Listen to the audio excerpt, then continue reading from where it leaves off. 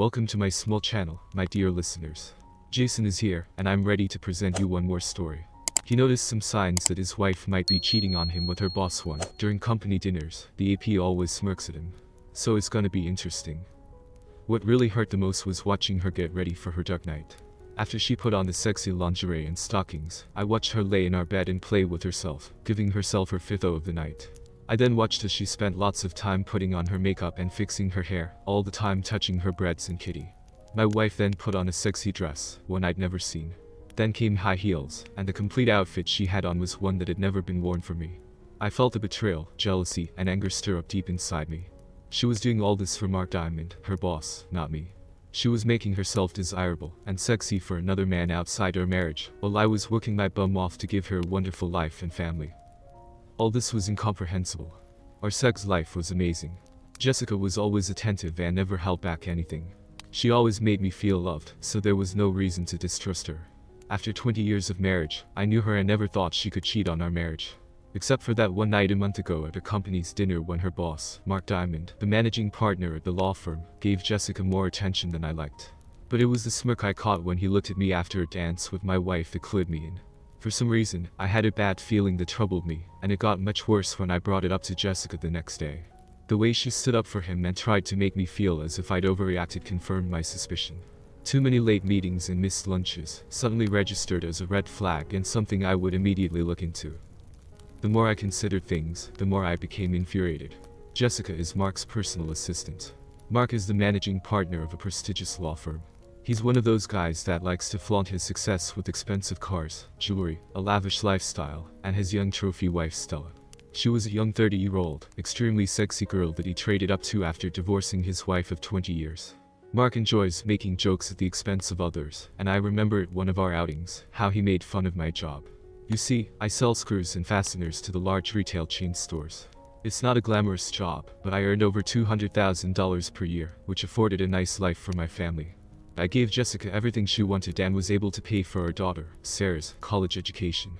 She was now in her second year. We also live in a pleasant community with good friends and a comfortable lifestyle. Granted, I wasn't a power broker making $1 million a year like Mark, but we were happy. At least I believed we were. Anyway, the night he decided to make fun of my job in front of my wife and other people pissed me off, not just because he was being an arrogant asshole, but because of the way my wife defended him, after I got angry at being humiliated in front of her and others. So, Johnny, how's the nut and bolt business? I bet you get screwed a lot, ha ha ha. It must be fun having to work at Home Depot every day. When I saw Jessica laughing, my blood boiled, and I walked away without saying a word. To her credit, Jessica came over and asked me what was wrong. When I told her, she tried to make light of the matter. Oh baby, he's just kidding around. He likes to have fun. You shouldn't take things so personally. Come back with me, he's really a nice guy. Against my better judgment, I stayed at the dinner for the rest of the evening. As I look back, I should have seen the signs. But now I realize I may have missed some danger signals. Hell, I'm nobody's fool and I would not sit quietly. I can understand the attraction to Mark from others. He's the alpha, the large, strong, good-looking man, the rich partner of the firm, the one everybody wants to be around. And Jessica was his closest ally in the firm, his valued and trusted right-hand person. Everything was adding up. It didn't matter that he had a younger, sexy wife. To an asshole like Mark, he wanted it all, and claiming another man's wife was definitely on his scorecard. Well, over the next week, I acted quickly to find out if I was crazy or if my intuition was correct. After the 6 audio recording devices and the 5 video cameras arrived, I started my plan of action. The first video camera was in the smoke detector on our bedroom ceiling. The next 2 cameras were set up at different angles of the bedroom to capture a full view. I placed the others in the master bathroom, living room. All the video cameras had a live feed option, up to 8K recording, and a wireless link back to a dedicated computer which I set up in the attic, all remotely controlled with my phone app. Besides the video, the audio devices were unique. One of the audio devices was enclosed in a pen, which I placed next to the kitchen phone, another one I placed inconspicuously in her car. I placed the other standard recording devices in her 3 favorite purses and one behind our bed. With this overlay, I should be able to capture at least 90% of her conversations and any activity in the home. I had a bad feeling about the next week when I was going on the road for my sales calls. As always, Jessica was loving and rocked my world in bed just like every other time I left for an overnight trip. She always started with lots of kisses and sweet talk, telling me how much she loved me and wanted my big clock. Her intimacy and loving were something I've always cherished, and she never let me down. After many sweet kisses, she licked her way down to my clock. She then rode me until she had 2 big O's that night. When she finally collapsed onto the bed, it was my turn to reciprocate. When I entered her, I said, "I love you so much and I love making love to you, sweetheart." With tears in her eyes, she looked at me smiling and said, "I love you too, baby. You're amazing and I'll love you forever." After several minutes of this loving engagement, I got in position and started moving until I exploded deep inside of her. She had another O as we came together one final time.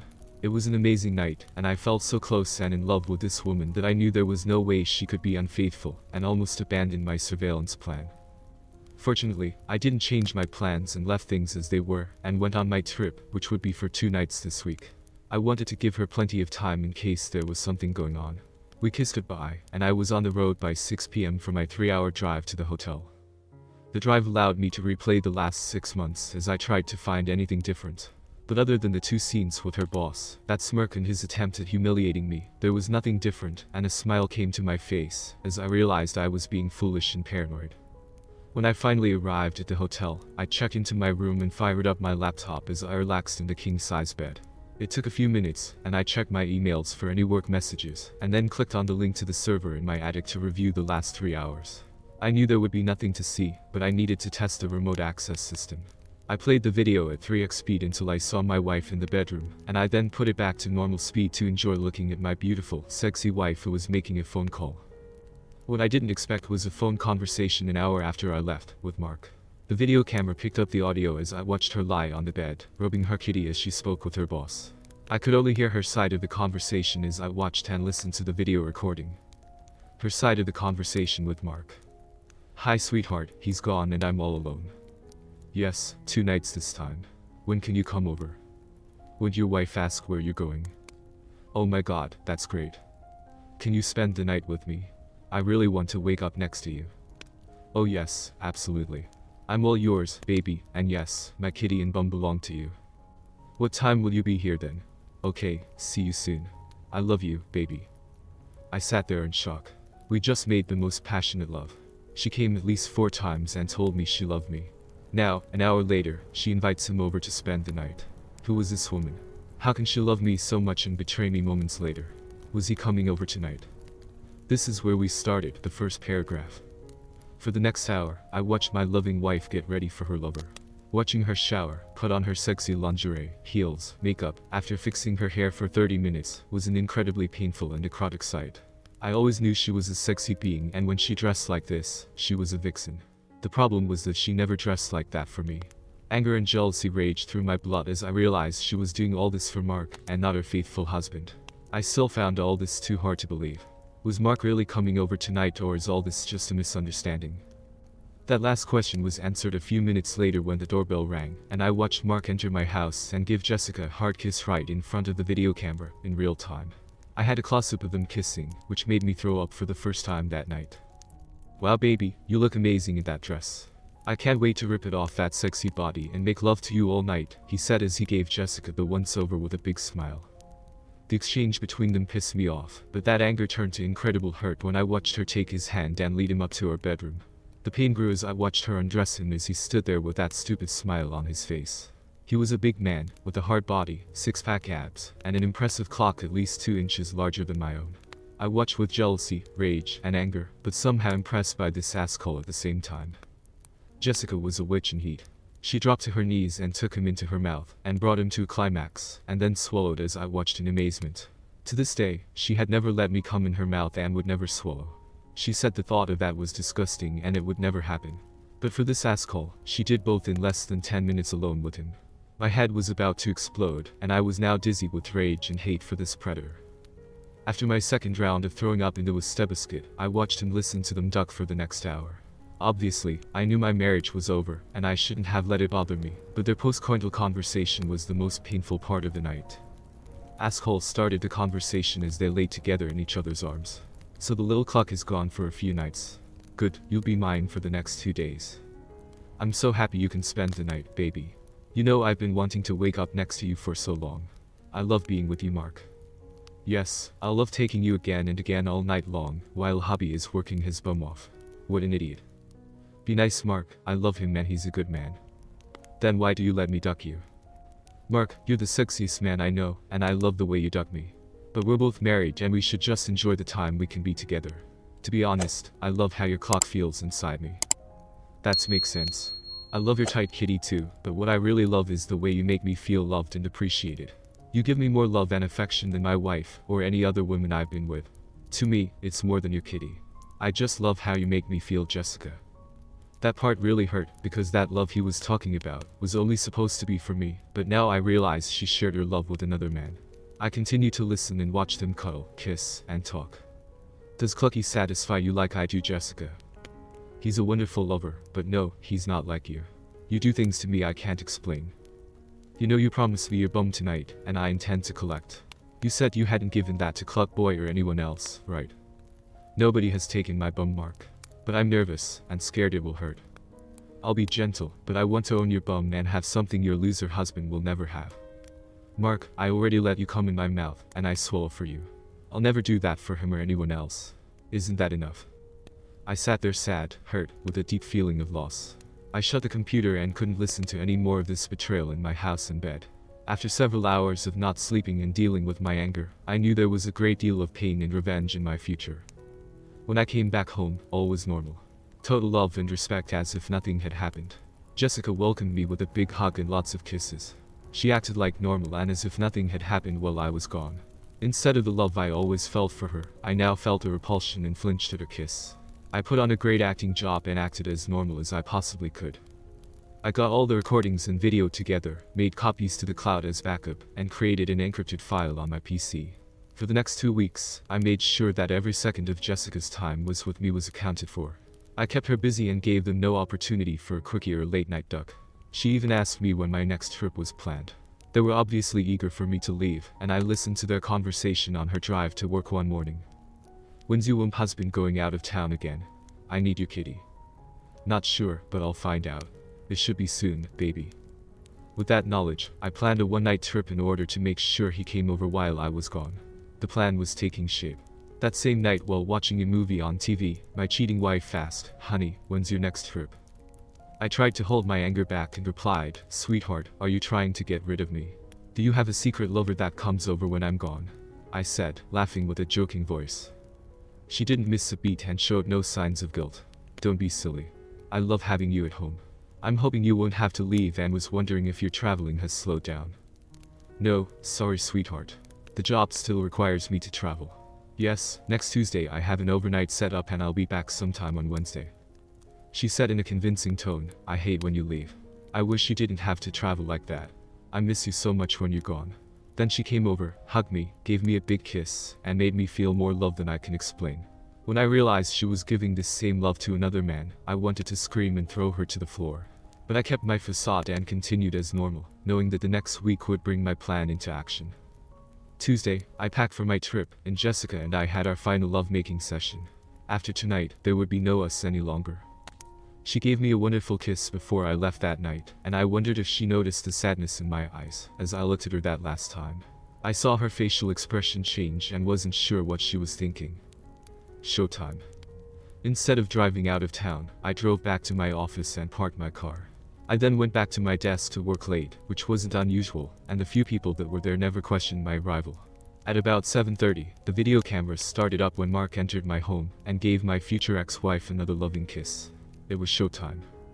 After shutting off the video camera with my phone app, I placed my cell phone in my desk drawer, as I didn't want the phone GPS following me during my trip. I quietly left the office, went to my car trunk, and took out the folding electric bike. The electric motor allowed speeds up to 30 miles per hour, and a range of 50 miles, with no sound. I put on the black hoodie, looked around to make sure nobody noticed, and headed the 12-mile ride back to my house. My idea for the bike was for stealth. Quiet and not noticeable, and it allowed me to get back home within 20 minutes, unseen. I parked the bike at the back of the house and entered the rear sliding door I had rigged to remain open. Once inside, I stood silently to make sure I wasn't discovered and listened to the sounds coming from the bedroom. After I confirmed they were going at it and my arrival was not revealed, I walked to the closet where I had positioned the short-barreled shotgun and an aluminum bat, and carried them to the bedroom. I gently placed the shotgun along the wall outside the bedroom, held the bat, and quietly opened the door to the candlelit room. Because they were making so much noise as he ducked her, they didn't hear a sound or see a shadow as I walked a short distance to the bed. My wife was on her back with her legs wrapped around his large body, as he was pounding away at the kitty that was promised to only me. I didn't hesitate and took a solid swing to the side of his head. The blunt sound of metal hitting flesh was only overtaken by the sound of the 250-pound beast falling to the floor. While he was making his descent to the floor, I grabbed the shotgun and switched on the lights. Jessica then realized what was happening. Looking stunned and in shock, she yelled out, "Oh God, no. Please, no. This can't be happening. Why are you here? You're supposed to be away." "Well, slut. Why are you ducking another man in my bed, is a better question. Now shut the duck up and pay attention." The big man was semi-conscious, and now sitting against the wall as blood was running down from the 6-inch gash the hard metal bat had caused. I watched him as he regained consciousness and noticed the angry man in front of him. "Duck, that hurt. Why did you do that, man?" he said. "Are you kidding? You're ducking my wife in my bed, and you don't think I'd react? What are you going to do?" he asked, obviously nervous, looking at the gun I had pointed at him. "Are you worried, big man? Are you scared the clock will hurt you? I know you two have been ducking behind my back, and tonight is payback. I'm going to krill you, Mark. Tonight you die," I taunted. I continued, "Everything you've worked for will be gone, all for a little used kitty. I hope it was worth it, asshole. Dude, if you krill me, you'll go to jail for the rest of your life. Duck that. We all die tonight.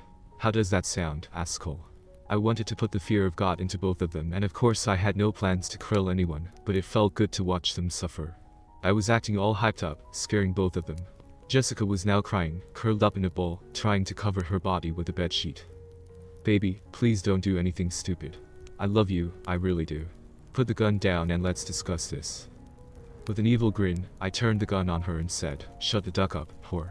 This is happening all because you had to find a clock and duck somebody outside of our marriage. Whatever happens tonight is all on you. Look at your wimp lover, slut, he just pissed himself. I guess you're just a little sissy boy. Not really a man, are you, asswhip? You should be wearing diapers," I said, sounding like a crazy person, intentionally letting them know I was out of control. They knew they were in trouble and realized that they had to calm me down, or I was going to kill everyone. The custom shells, the shotgun, were 25% salt and 75% oleo resin capsicum used in pepper spray.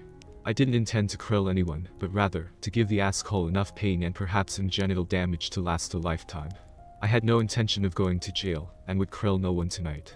But since nobody knew that, I wanted to create enough fear, so that these emotions would be long-lasting and a night they would never forget. After Big Mark recovered from the head to his head, he became brave and decided to lunge at me and try to disarm me, and I was waiting for exactly that to happen. Once he made his move, he exposed himself, and I unloaded the first round into his enormous clock and balls. The blast was loud, but his screams were even louder. The capsicum cloud filled the air around Mark and on the wound that was expelling blood from his clock. He couldn't see or breathe without choking, and the pain was like nothing he had ever experienced. I was shocked when I saw what the blast did to his clock.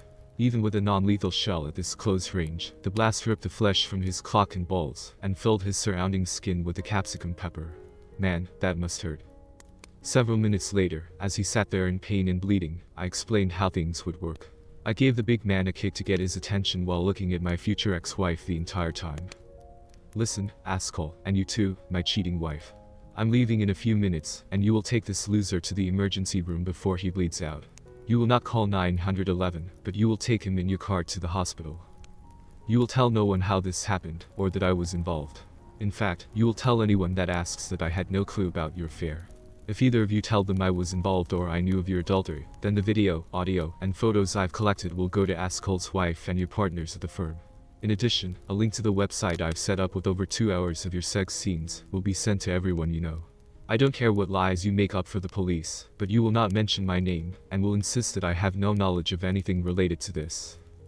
Asshole, you will not fire my future ex-wife. She will need the job once the divorce is final. If you come after me or the slut resists the divorce offer, everything comes out. At that point, it won't matter who gets burned, as I'll go nuclear and burn everyone, including myself, if necessary. Both of you ducked me, so now it's your turn to get ducked. Take him to the hospital before he bleeds out, and remember what I said." I left the same way I came in, fixing the lock and shutting the door. I placed the bat and gun into a bat bag and placed it over my shoulder. I quietly and without being noticed headed out of the area. As I rode the bike back to my office, I tossed the bat and gun into different parts of the river. Then I removed the surgical gloves I was wearing and tossed them before my return. When I got back to my office, I put the bike back in the car and was back at my desk by 9 o'clock. I then left for my trip after saying goodbye to some of the staff that were still working late. As far as anyone knew, my car never left the parking lot, and I was at my desk all night. It would be their word against mine, with no evidence in the event they ever accused me. By the time I got home the next afternoon, the crap had hit the fan. Mark went in for surgery for penis reconstruction. Unfortunately for him, the closeness of the blast obliterated both testicles and damaged his penis. The surgical team worked to reconstruct the remaining piece of his penis, which would end up being less than 4 inches of mutilated flesh. His head had to be shaved for them to give him the 18 stitches, as he suffered a concussion from the blow. The story he gave was that the last thing he remembered was walking up to his personal assistant's home with some paperwork, and then being in the hospital. He told the police that he didn't remember seeing anyone or being hit. He kept his mouth shut, knowing I could ruin him and his career. Jessica was beside herself and never said a word about the incident. All she would say is that she heard the gunshot, and when she came outside, she saw Mark lying there and brought him to the hospital, because she didn't think there was time to wait for an ambulance. Neither of them could explain why he wore nothing, and both stuck to their stories, but Mark's wife didn't believe him, which would soon become a big problem for Mark. I spent the afternoon removing the surveillance equipment, uploaded everything to an encrypted cloud server, and tossed the equipment. Any remaining evidence of my knowledge of their affair was now on the cloud, out of everyone's reach. Jessica came in at about 6 p.m. to find me in the living room nursing a bottle of my good whiskey. I sat there quietly as she sat across from me on the couch. She looked broken and sad. I'd never seen her like this and, for a brief second, felt sorry for her. With tears in her eyes, she broke down and tried to explain. Johnny, I know what you saw is bad, but what you need to know is that I wasn't in love with him. I know what it looked like and what I said, and that must have hurt, but you know me, and after sex I need a connection. I said those things with you in my heart, everything was for you, baby. Whenever you left, I hated being alone, and Mark was able to keep me company, and yes, it became sexual, but it was only sex. You have to believe me. My mouth was open wide in amazement at the incomprehensible excuse she laid out. Apparently, she was ducking him and thinking of me. So many questions and so little trust. Jessica, I listened to your explanation, but I'll never get the sight of you swallowing his load out of my head. And even though you said those words of love were for me, I can't help believing they were for Mark. It's over, Jessica. 20 wonderful years are over, because of your asshole boss and your adultery. We will both have to live with your actions for the rest of our lives. Thank you for pain and misery you've given me, I'll treasure it always, I said sarcastically. What do we do now? She asked as the tears fell from her face. Well, you and I are done. I'll never understand how you did what you did to me, or why. I'll have to live with that forever. There's no way I can ever forgive what you've done, but I'll keep my promise and not reveal your infidelity. Sarah and your parents will never know that they have a 304 for a mother and a daughter. I'll let you explain why we're getting divorced, but I warn you, do not make me the bad guy. If you do, it won't end well, as I'll make sure everyone knows that you're nothing but a cheating adulteress. I'm putting the house up for sale, and you need to find a place to stay in the meantime. Since you're the one that dug things up, you need to move out. I'm not asking. That's what you will do. Let me know where you want the divorce papers sent. Sign the papers and don't fight the divorce, or it will be painful for you and your boyfriend. Crying into her hands, she tried to speak. He's not my boyfriend, and I don't love him. Can't we work this out? Is there anything we can do? I know it's too late after what I've done, but I can't live without you, and I'll do anything to keep us together. I never wanted to lose you. Please don't leave me. You know, Jessica, if it was only the sex, there might have been a way back through counseling or separation, but it was over when I saw you let him finish in your mouth and swallow his load. It crushed me when you told him you would never do that for me. Yes, I heard you say that. I also heard you offer your bum to him and never to me. Those two things alone ended any chance of reconciliation, but what really ended my love for you was how you shared the love that was just for me, with him. Hearing the words you said to him killed us and everything I ever felt for you. I still can't believe that you not only gave him your bum and kitty, but you gave him our intimacy and love, and for that, I can never take you back or trust your love again. No, I'll never forget or forgive your betrayal, and I'll never want to see or talk to you again. Once the divorce is final, you will be out of my life forever. As far as the asshole goes, if he does anything to piss me off, I'll ruin both of you with no notice or warning. After several hours of begging me to forgive her, she left the next morning and stayed with her mom and dad until the house sold. Over the next week, the police interviewed me and tried to get me to admit my involvement. I got a lawyer, and we told them that unless they produced some evidence of my involvement, that I would no longer answer questions without a warrant. Since there was no evidence and I had an alibi, they left me alone. The incident was eventually listed as a random burglary and assault. Jessica and her family called and begged me to reconsider. I was told that she loved me and can't live without me. She's sorry, please forgive her, please work this out, counseling, blah blah blah. I never returned their calls or opened the door when they stopped by. I changed my phone number and had no contact with any of them. Yes, it killed me to lose her. Every second away was painful, but the memory of her betrayal and how she gave her love to another man was something I could not get over. Jessica was now a 42-year-old single mom who was living on her salary in a one-bedroom apartment. The pleasant life she enjoyed was gone. Her daughter and family figured things out and weren't happy with Jessica and her choices. They blamed her for the failed marriage. Jessica was now alone, since Mark was more interested in saving his own marriage. Mark treated her poorly at work and blamed her for his physical and marital problems. He could not work with her any longer and moved her to the administration area, at the same pay. Her new job was tedious and boring, and she no longer had the prestigious position of working with one of the partners. The word got out that she was one of Mark's ex-girls and was treated accordingly. Now, with a job she hated and no prospects of moving up, no friends, no husband, and a family that blamed her for the divorce, she started down a road to depression. She cried every night alone, and missed Johnny with every fiber of her being. Her heart hurt almost all the time and constantly thought about her actions and her loss. Sarah tried to help her mom, but there seemed to be no way back, and watched as she lost weight. Jessica wasn't eating right, and drinking heavily every night. She refused to take care of herself, saying that without Johnny, she had no reason to care any longer. When Sarah reached out to her dad for advice, he felt sorry for her situation, but could never get over the betrayal, and never again spoke to Jessica. Stella did put things together and made Mark's life a living hell. She made a move into one of the guest rooms, and he paid dearly for his infidelity. Stella ended up dating several younger men, and kept Mark around to pay all the bills. She agreed to be at his side, as eye candy, for company events or business meetings, but they lived separate lives.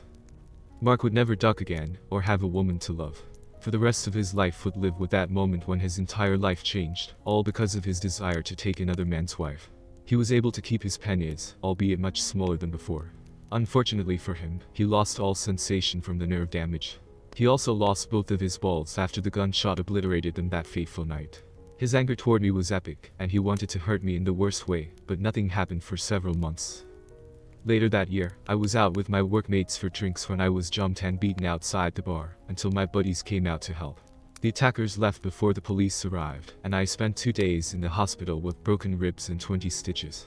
I believe they wanted me dead, and if not for my friends, I think they would have succeeded.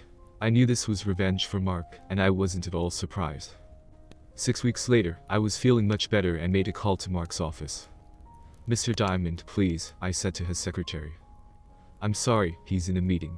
Can I take a message?" "Yes, please tell him to meet me at 1 p.m. this Friday at the French deli across the street." "I'm sorry, sir. I don't make appointments for Mr. Diamond." "Just give him the message. Write this down. 1 p.m. Friday, French deli, be there alone. Johnny." Just hand him that, and he'll know what it means. "Thank you." Friday lunch. I sat at a table facing the door when Aswap walked in alone. He saw me and walked to the table. "Sit down," I said. "What do you want?" he spewed out. I ignored his outburst and spoke. "Thanks for coming today. Your men did a good job on me, but unfortunately for you, they didn't finish the job. Since you didn't listen to my warning about any revenge on me or my family, you forced me to act." I handed him a folded piece of paper and said, "Here is a link to the website that's currently set up just for you, asshole. Don't bother trying to shut it down, as it's being run out of Syria with 3 redundant servers at different locations. It's untraceable, but even if you were to find the first locations, there is 0 chance of finding the 2 other sites. What I'm saying is that you're ducked and I own your bum. That is the website address. Check it out when you get back to your office." I've blurred out Jessica's face, as she should not have to pay for your sins. She's suffered enough already. Now, after you view the website, I want you to think about how your firm will view your actions, how your wife will react, how your children, friends and family will feel after seeing the 2 hours of sex videos. I plan to have them posted on several popular porn sites along with your name, profession, address, and phone number. His anger was rising. "Look, you've already ducked up my life and I'll never be the same again, sexually. Just stop this or I promise that you'll go missing. You see, right there. That's the reason we're here today, Mr. Diamond.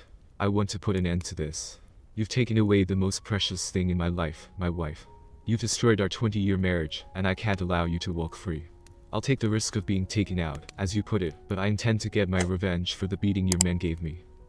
Okay, settle down. What do you want for this to go away? Two things, non-negotiable. You will stop any revenge on me or anyone I know, including Jessica. You will deposit $1 million into this account by the end of day Friday. If the funds are not in the account by Friday 9 p.m., I'm taking you down. I know what you're worth, and I also know what I can get in a lawsuit, so this paltry amount I'm asking for should be considered a gift. If I agree, how do I know you won't destroy me, anyway? You won't. I'm a man of my word and you'll have to trust me. I will tell you that if you don't do this, then there is a 100% chance this site will be famous by Saturday morning. By the way, do you know how I found out about your affair with my wife? No, I was wondering about that. Well, at your last company dinner, I caught your smirk after that dance with my wife. Your arrogant smirk sent off an alarm that caused me to investigate your affair and your ultimate demise. You were one of the cockiest assholes I've ever met, and I hope you suffer for the rest of your life for what you've done to my happy marriage. The money was transferred, we sold the house and split the assets. Jessica would have enough funds to live a comfortable life, as long as she continued to work or find another husband. Mark kept her employed as part of our deal, but they were never intimate again. Jessica never remarried, rarely dated, and lived with the pain she had caused both men. She lost her marriage and the love of the man she wanted to be with for the rest of her life, and now she ended up alone and depressed. She died before her 50th birthday, a broken, sad woman. Only her daughter Sarah attended the ceremonial spreading of her ashes. Johnny continued to work for a few more years, and retired to a small oceanfront town. He married a pleasant woman that pleased him mentally and sexually, but he was never able to replace that special love that only Jessica could give him. They never spoke again and only heard about her from Sarah, who he adored. They talked every day and stayed close, but Sarah rarely brought up her mom, because she knew her dad still loved her, and didn't want to bring back the pain he still carried. Her death saddened him, but also brought some final closure to the deep hurt he kept locked away. At a coffee shop this morning, I read a sign and reflected on my life. We think we want sex. It's not always about sex. It's intimacy we want. To be touched, looked at, admired, smiled at, laugh with someone, feel safe, feel like someone's really got you. That is what we crave. The story may seem cruel to many. I wouldn't hide it, it is a bit so, but let's be serious. Everyone here deserved it. And personally, these stories make me feel more at peace. How about you? By the way, don't forget to like. It's important to me now, as almost every one of my videos goes through a special selection process of the platform, and I often have to wait days for their decision on publishing my videos. It's sad, but it's my path, my samurai path. See you.